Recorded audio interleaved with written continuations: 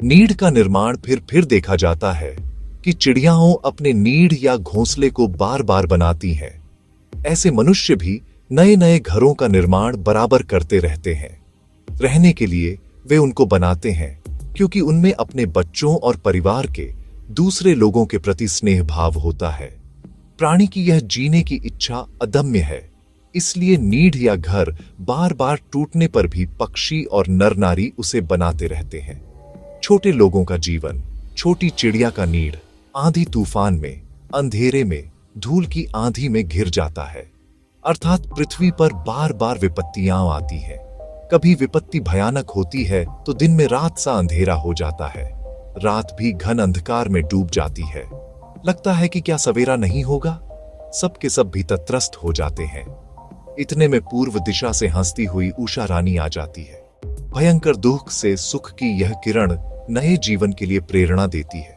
यह स्नेह और प्रेम का आह्वान है।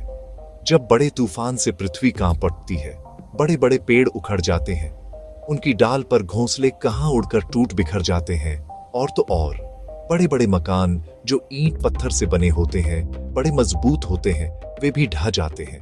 उस वक्त एक छोटी सी चिड़िया नए जीवन की आशा लेकर आसमान पर चढ़ जाती है।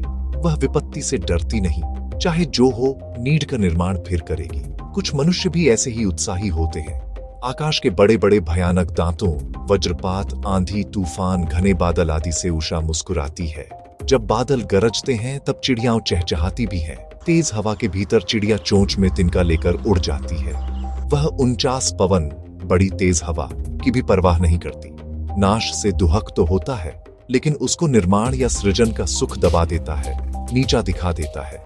प्रलय होता है, उसके चारों ओर सन्नाटा छा जाता है, लेकिन फिर से नई सृष्टि के गीत भी बार बार गाए जाते हैं। प्राणी मरता नहीं, बार बार जीता है। इसी जीने को जीवन कहते हैं।